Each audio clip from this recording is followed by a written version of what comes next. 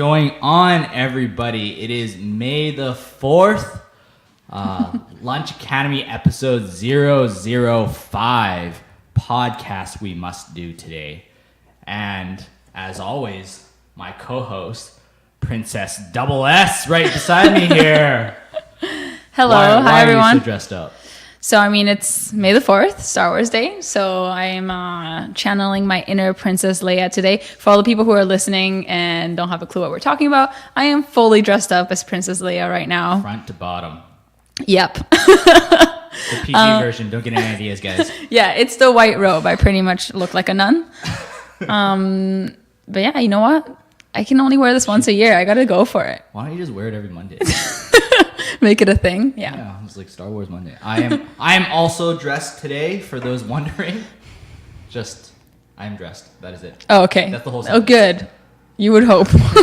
Well, it's a podcast. You never know. Anyway, what's the weather going on like today? So the weather, very important topic. It is gray out today. It's gray. Yeah. So, I mean, this is amazing. Have you ever gotten your weather forecast done by Princess Leia? All of you guys, this is a treat. So yeah, gray, cloudy all day today. No rain, don't worry. It's going to be fine. All sunny this weekend and next week. So, yay. Which shade of gray are we at? I think it's like a dark gray. A dark gray. Yeah. To be specific. I didn't bring a jacket or a raincoat. Oh, you'll be fine. It's hot. It's like a hot gray. Hot. That is not a color. I'm in the worst weather forecast. It is a hot gray outside. I think that's pretty good. And the thing is, like, by the time people actually listen to this, if they're listening on the actual podcast, not just watching two idiots ramble on Facebook, the time will have passed. The weather report is no longer relevant. So we should really be doing like weather forecasting. Yeah. Right? So talking about the weekend, like, you got any plans this weekend? Yeah, gonna go for a hike on Saturday. Should we just skip the podcast, go right to the hike? No, this is fun too. Hiking with Princess Leia. Cool. So anyway, we'd love to chat more Star Wars, and we promise we'll get into that. But Vancouver had some big news this week, huh? Yes. So big announcement a couple days ago. Amazon announced that they are doing their expansion into Vancouver, which, I mean, comes with a lot of changes, a lot of cool projects for them.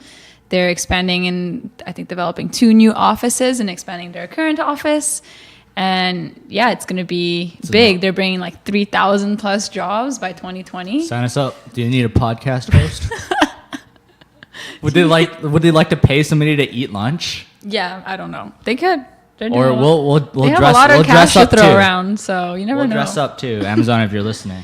So here's hoping that they'll sponsor us when they move to Vancouver. But they're taking over the big Canada Post building. Yeah, so they're actually building on that and building a whole new office. They're tearing down things, building new things, bringing new jobs. It's going to be a lot of changes starting in the next couple of years. My one question is, what is the Arrow cast going to do? What is Flash going to do? They do a lot of their filming there. So for those that don't know, and all the different superhero geeks, I think this is the week that you want to listen to.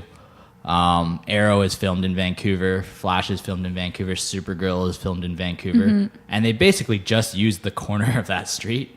And for the last year and a half, that building has died over and over and over. Which street? The Canada Post one? Yeah, Georgia. I didn't know that. What's it called? Okay. So that's where all the explosions happen. What are they going to do now? They're going to have to blow something else up. Yeah. We'll put them right in front of Launch Academy so that we can get some good brand coverage. I would love to have the Flash on the show. Why not, right? We'll work on Mark Hamill first, who is also, by the way, in The Flash. Okay. Mark Hamill's Luke Skywalker, for those that are not in the know. But he also plays a weirdo on Flash. So he's here. I have yet to see Flash. I gave him a text, but he didn't seem to want to respond today. I think he ignores all weirdos on today. But anyway, back to Amazon. This is a big deal. And you know, I opened the news, and we kind of, you know, us being in tech, we kind of knew this was coming. We're full disclosure, Amazon is one of our program partners. We work closely with their AWS team and all that stuff. Nothing to do with specifically the Vancouver team, but just Amazon in general. But we knew they were planning something big. We knew when they took over a lot of the WeWork offices over in Burrard. Yeah. That they were planning to stay here for a while and call it kind of a second or third home. So when we woke up the news and I heard JT's here in town again. By the way, doesn't Justin Trudeau just love coming to Vancouver? He loves it. I mean we know he's from Vancouver, but I feel like any excuse or reason he has to come here, he's here. We should send him a request, being like, Justin Trudeau, we need you to come for the announcement of a new podcast. Hey, Justin Trudeau, do you want to be on Lunch Academy? Like, we'll hook you up. He's like, it's in Vancouver. Sure, I'll be there. Yeah, it's like we'll make an announcement for you to come to town. But so I expected the news to kind of fill up the airwaves, fill up the newspapers and all that stuff. And all I saw was this whole thing about an Amazon effect. Mm-hmm. You know what I mean? And so what is the Amazon effect? Are you familiar with that term specifically? Well, I'm guessing like just the growth of Amazon will change a lot for Vancouver in terms of the prices of real estate and the amount of here we go. The amount of like capital. I mean, in terms of like human capital, there's going to be less staff and less skill available. It's just gonna bring changes with any massive company like that moving into a territory where they have yet to really truly expand into. You would only imagine that it might affect literally every single aspect of the tech industry. Not just tech industry, right? Like Amazon effect. I think there might have even been books written about it. But it's this whole concept of when Amazon really blew up and it originated in Seattle, it really kind of changed the city in terms of economics, in terms of housing, in terms of everything, because they took over. And I mean, they have 50,000 staff in Seattle itself. Yeah, so that's going to make a big difference. And so some of the scenarios that happen is for example, of rent, 50% increase over the last, I think, 10 years, which is, significant. Every dollar is $2 now, right? And so it's really weird and a little bit uncomfortable, actually, is every other article about this Amazon Vancouver news ended up talking about housing. Yeah. Well, it's like Vancouver's number one problem. And here's the thing, and I understand that housing is a big deal. I'm not denying that. I'm with you. It's a big deal. The city needs to address it. And I'm not here pretending to be an expert on housing or even the political landscape of all of it. But here's the thing, and this is my rant for today. Vancouver, we whine, and I'm using we because I'm a part of it, you're a part of it. We whine way too much. Oh, for sure. And I understand that this is meta because I am whining about Vancouver whining. But like we whined when the Olympics were here, and despite how you feel about sporting or Olympics or whatever, and now we're whining about Amazon, and it's kind of like, I'll take something, for example, that most Vancouverites love, the Vancouver Canucks. Right? It's like if the Canucks were actually good, and it's the equivalent of us whining about Amazon coming here and the house prices raising is the same as if the Canucks were good and we're all complaining about beer prices downtown going up. Yeah. Right? It's like much. It's absurd. Everything is going to have pros and cons. Yeah. Right? And with the growth of a city, there's always going to be some major cons. And it happens to every single major city where the industry of tech or any other industry blows up. Like if you look at the way the industry of oil and gas affects Calgary, right? Like it's the same thing. Every single major industry that is prominent in a city and that therefore grows the economic kind of health of the city will have cons, and we just need to deal with them. That's what it is. Like exactly. It's either we stay like this forever and everything stays the same, or we grow and there's some shitty and good parts. Yeah, and I honestly, I think this kind of whining is a very loser's mentality. I've described before, on air and off the air, of Vancouver's tech ecosystem as a teenager. As we did some good things, we did some really stupid things, and we're still trying to figure out what our identity is as a tech ecosystem. I think Amazon can only add to that. But I see none of the coverage about that. Maybe a little bit from BetaKit, maybe a little bit from Tech Vibes, but the majority of it is all about housing. And I understand that there's an angle to be had here that we need to address that, but it can't be the first thing we read on Google. It can't be the only thing. Like, what is the impact? And we'll get into that here a little bit. Like, what's the impact on developers, for example? Like, what? That's a huge deal, right? Like, I have lots of buddies that are developers. I'm sure you do too. We have Lighthouse Labs right next door. Shout out to Lighthouse Labs. And they're building developers every day, right? Like, what do you think is the impact of it on those guys? Well, there's already a lack of developers out there, and it's hard to hire, and it's the ongoing issue that I keep overhearing at events or around our space. It's like startups' main issue is finding office space and finding developers. Like, that's their two. They're like, what about like raising, your first seed fund? And they're like, nah, this is fine. Gotta spend it on a developer. Yeah, it's finding developers and finding office space. And so it's going to affect both of those. So I'm guessing a lot of startups are focusing on the negatives. And right now the tech industry is using outsourcing a lot for getting the skill level that they want for developers. And Amazon coming here will bring a lot of external talent, since Amazon has the resources to hire externally and internally. It's just going to make the market a lot harder for hiring, I believe. I think in some ways that's true, but I think if we dig deeper into kind of this developer landmine, I think places like Lighthouse Labs, places like CodeCore, and a lot of the other developer schools out there, they're doing a great job of trying to build new developers. Yeah. The gap is your intermediate and senior developers. Exactly. Yeah. And as we bring Yoda into the show, we have a special guest. Wait a minute. We're being distracted live because Yoda needs to be here. My friend Yoda has arrived. And so, good to have you on the show, Yoda. Oh, sweet. Comes with Han Rillos. Nice. What were we talking about? Developers. Yeah, but Lighthouse Labs and all those coding schools are doing a great job. Is the intermediate and senior developers. And how do you build those? How do you build those? Well, if you can't build them and we're waiting for our juniors to become not juniors, I guess seniors would be the. But it's hard. It's a weird. That's an offside record, by the way. We go from junior straight to senior. There's no like. But when you pump out 1,000 junior developers, and the market, the demand for junior developers is high.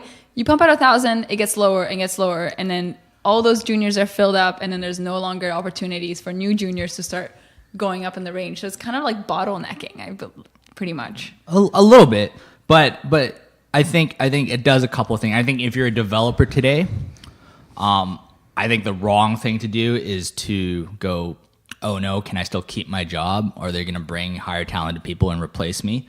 Mm-hmm. I think you guys got to look at it as an opportunity, because it's not a secret.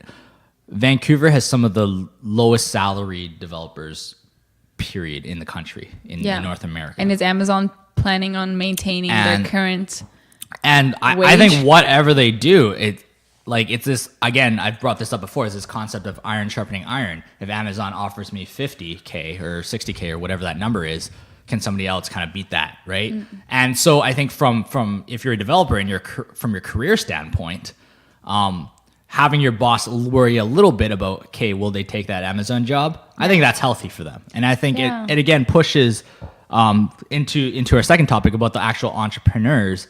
It does push them to make sure that whatever they build and whatever their staff is on record, that they're not just hiring them just for the money. And I think it's a great opportunity for at least young startups like the ones we have in our space to offer developers not just a certain amount of money or equity or whatever it is, but how are you creating a company that people want to work for? Yeah. Right? You just got to try a little harder now. Competition is good. Like, we've known this over and over again. And every time there's competition in the market, there's like a phase of fear, right? Yep. At the start, and everybody's like, oh no. And then they deal with it, and then they grow from it, and they realize competition is good. You have to you always loop back to that kind of realization that if competition doesn't come in, you're going to grow. But if competition comes in, you're going to grow faster because you have to. It's like fight or flight. Yep. And I know for a lot of the tech entrepreneurs out there, like I think it's going to put Vancouver on the map a little bit more. It's going to take some time. And to jump back on housing for a second, like 3,000 people aren't just going to appear here. There's going to be a process. Yeah. We'll be fine. and you know, doing the work that we do with our startups abroad, like we can tell like there's a lot of very, very talented people, both entrepreneurs, developers, otherwise, other people in the ecosystem, UX people, you name it. And they're all looking at Canada as a destination because life ain't so great in the States sometimes. And it's not me knocking on them. I have a lot of friends in the United States. They're all doing great, but they're in our line of work. We do see that, and people are going, "What about Vancouver? If I came to Vancouver, where would I work? Would I have to build my own thing?" And I think that's the point that we don't want to get to is where entrepreneurs have to be entrepreneurs. We want to build entrepreneurs that just can't do anything. We talked about it in the past, right? They can't do anything but be entrepreneurs. Yeah. I mean, that's the ideal. But for our tech entrepreneurs here, like what is one of the most common questions that you get asked day to day? I'm gonna see if you can get it from you know our entrepreneurs to us. Can you read my mind here? Let me like try new and entrepreneurs interested in Launch Academy. Yeah. Is do you invest in the companies who come in? That's the first question. That's the first question. But the second question is always, where can I find a co-founder? Yeah, true. Where can I find a co-founder? And right? same with some of our startup visa companies come in. They're like, where can I find a local co-founder? Where can I find a local founder? Somebody who's technical, someone who has experience. I'll give you an example. A Thinking Eight, great buddies of mine. They run a gaming studio here in town. Ex-Amazon guys. Cool. So that's just one example of people. You know, they've worked. I guess you can't call Amazon a startup anymore. You call it corporate. It's a little bit weird. Something in between that. Where they've built enough experience, they've done enough cool things, and they're like, screw this, I'm going to do my own thing. And there's also an opportunity to bring Amazon into what we have here going on in the Vancouver ecosystem, where I at least from my experience and the people I've talked to, is kind of known as one of the most collaborative tech ecosystems, where people are very, very supportive of each other.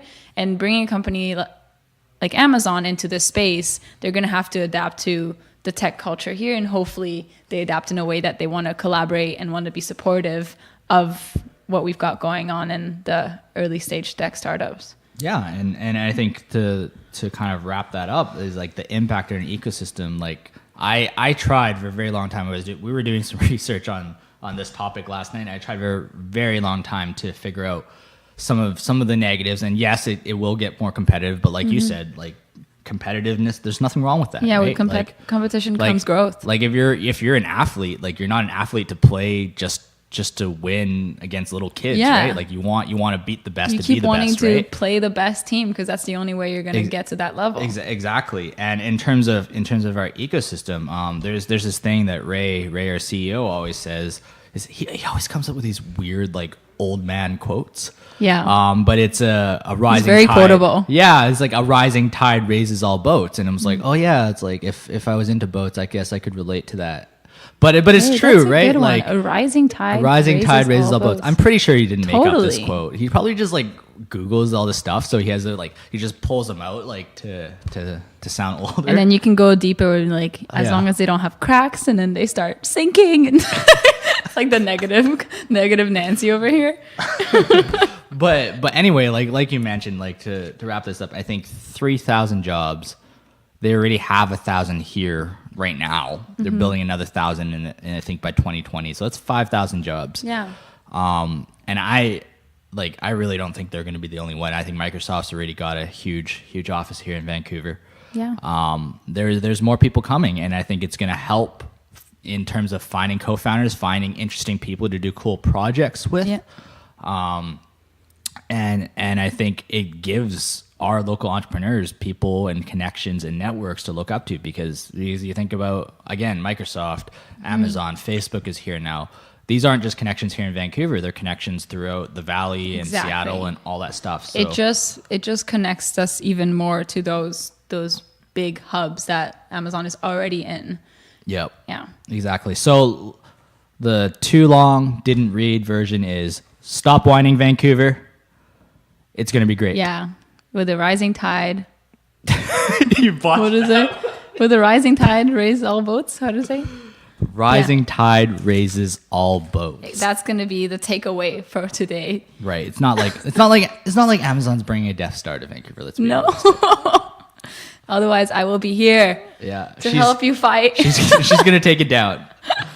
But I mean, speaking of all the jobs that are being created, I'm really excited because some of our companies here that have actually come from abroad are now starting to hire. So I want to give 2 quick shout outs to Edition Guard, Turgay, who's the CEO of Edition Guard. He's looking for a customer service manager.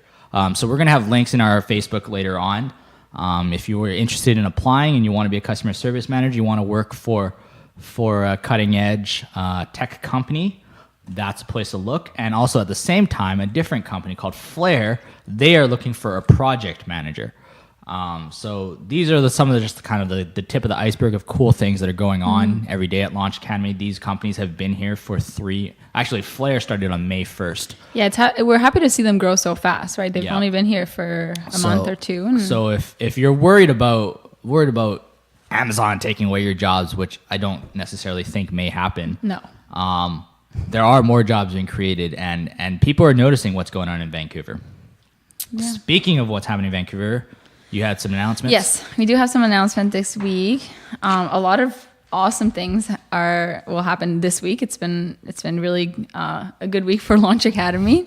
So as most of you probably know, there was the BC Tech TIA Awards. Technology Impact Awards. Yes, exactly. And we got lots of nominees within our community, which is awesome. So we're all going to give them some shout outs. Our CEO, Ray Walia, was nominated as one of the finalists for Person of the Year. Person of the Year. Person of the Year. Like, fingers crossed for him to win it. That'd be awesome. That's such a politically correct award. Yeah. Like, you're person. You will be Person of the Year. You will be the Human of the Year. Because it can be, I think it's because it can be an entrepreneur, it can be an investor, so they can't be like Entrepreneur of the Year or and then we've got a few of our alumni who've gotten nominated as well. We've got Hack Capital and Clue nominated for Startup of the Year, which is like, good job, guys. Pretty awesome. And shout out to Clue. They're going to be on our video interview next week, which will come out probably at the end of the week. So stay tuned.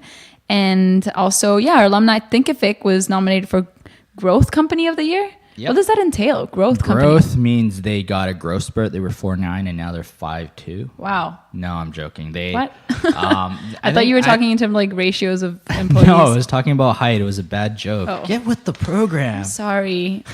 I'm slow today. They grew to about 60 people this year. So hats off to Greg, Matt, and the rest of the team there. Amazing. Awesome. Cool. So we've also got a few other announcements. Yeah. Wait, let me just check my notes before I. We do have notes, guys. Yeah. No, actually, that was it. You had given me notes, and I just looked at my notes, and it's the same thing. But we've got some awesome events coming up as well. So on May 22nd, we've got a Startup Fundraising 101. So money.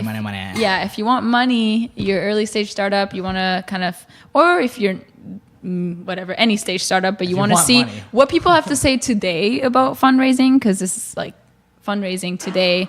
We're going to have a fireside chat with, I'm probably going to butcher his name, Chris Hartvigsen. Yes. Dooley, CEO and co-founder of Dooley. Yeah, pretty awesome. The guy has a lot of great things to say, and he has a lot of experience. So this is going to be a good one. May 22nd at 5:30. Shout out to Dooley. Go to our Pick a Tick event to sign up.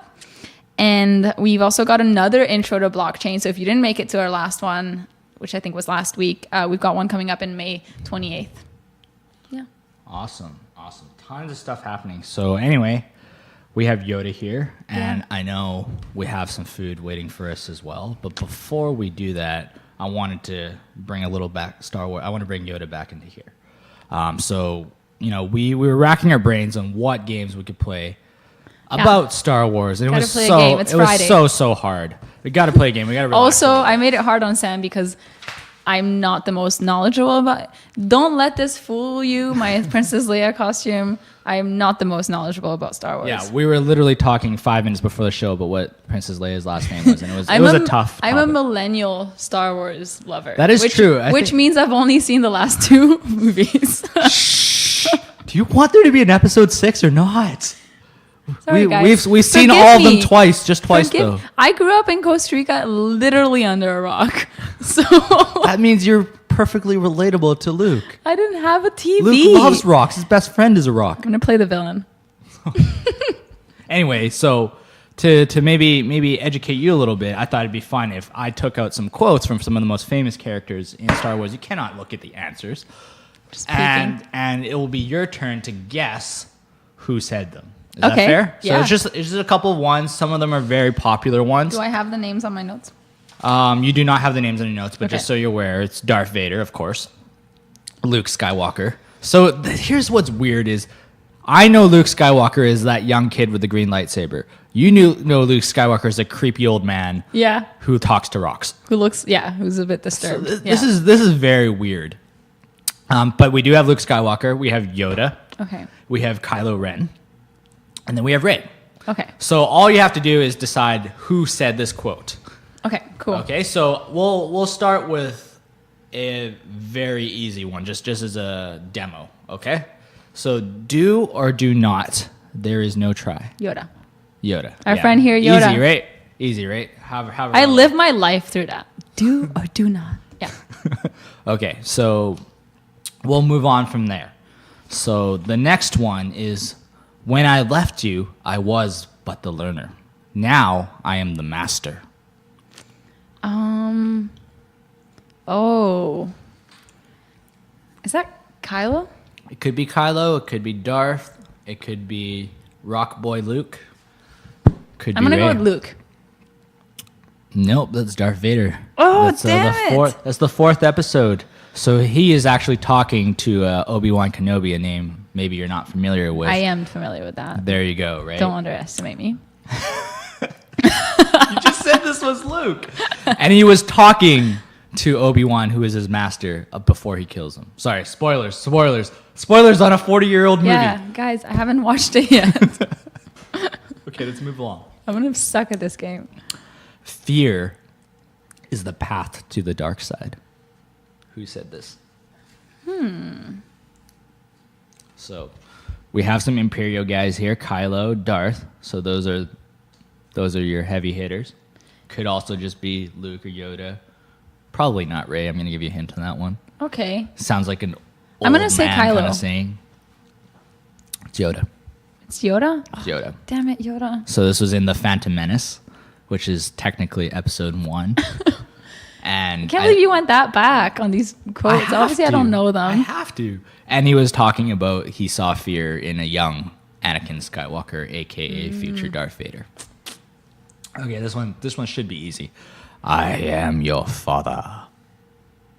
Is that... I don't know, actually. Our producer Claire is laughing her head off. Help me. She's not going to help. It's either... This is like you going into a math test. Going, Darth what's 2 Vader times 4? Or... I'm not helping you with this one. Is it Darth Vader? I don't know. You tell me, because I'm lost I am at this not point. answering this one. It's Darth Vader. Yes. Okay. It's Darth Vader. I mean, when you Big reveal. Big reveal. Darth Vader is Luke's father? What? I was like, nobody else would say that in that tone. Yeah. But good. I'm making the tones. Yeah. Okay. This is another one.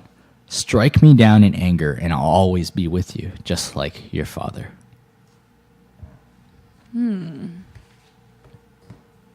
That's Luke. That is indeed Luke talking to Kylo Ren. That's in the last movie, right? That was in the last movie. So good. See? She Millennial Star Wars. She actually watched it. Ooh. It was in that crazy scene where he was like invisible. Hey, spoilers.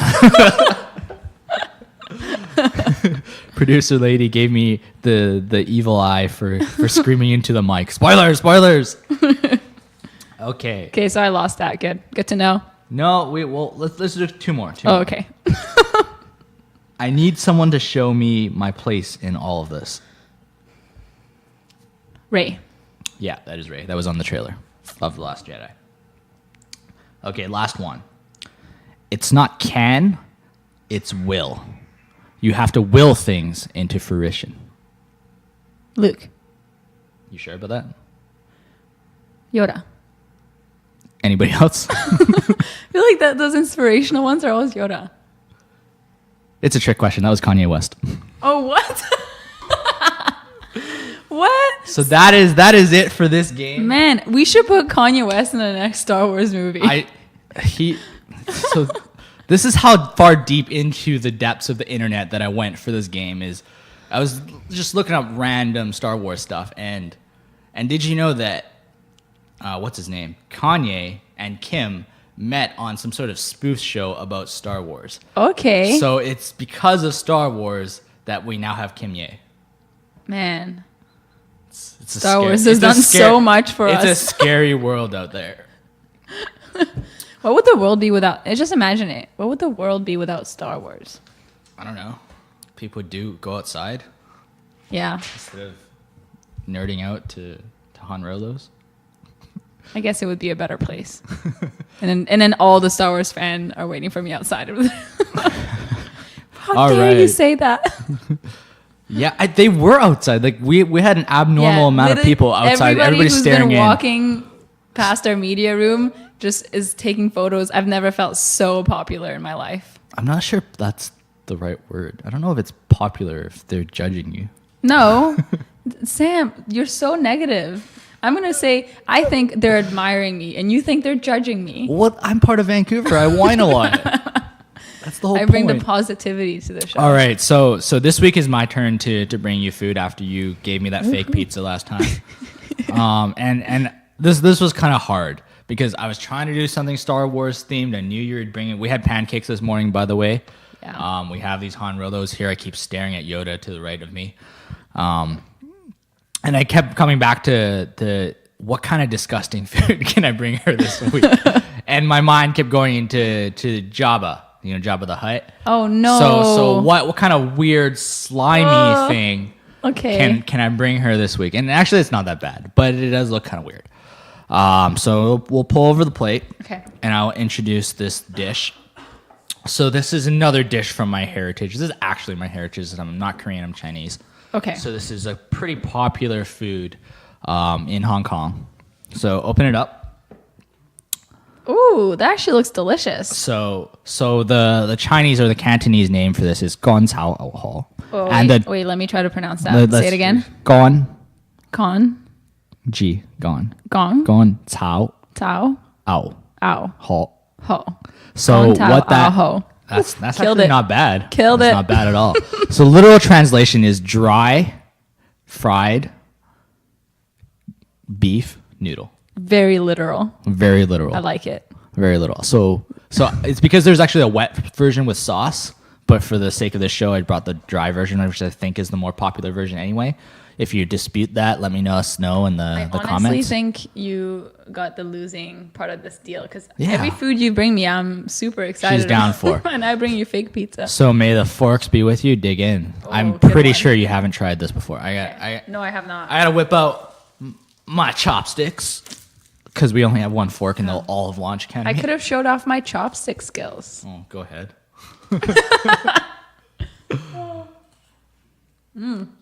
So I think the best version of this again is like almost like a street food, like right off like the frying pan.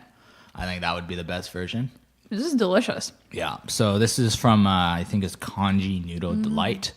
That's our second week in International Village. Last week we had the caveman disaster. Sorry, caveman. Caveman is so good. Yeah. Agree to disagree.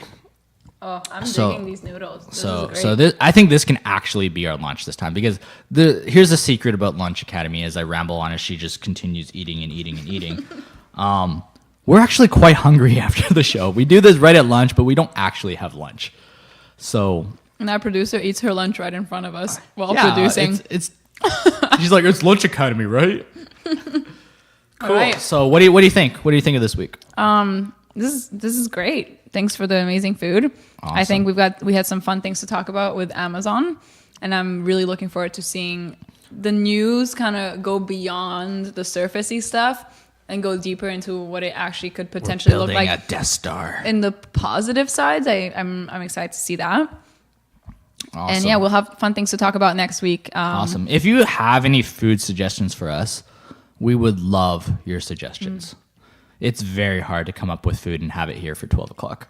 Oh, it's pretty easy for me. I've got all these Very ideas hard. of very green things to bring you. Why does it always have to be green? All right. Until next time, we're going to sign off now. Have a great weekend. Have a gray weekend. No, it's going to be sunny. Have a sunny weekend, and may the force be with you.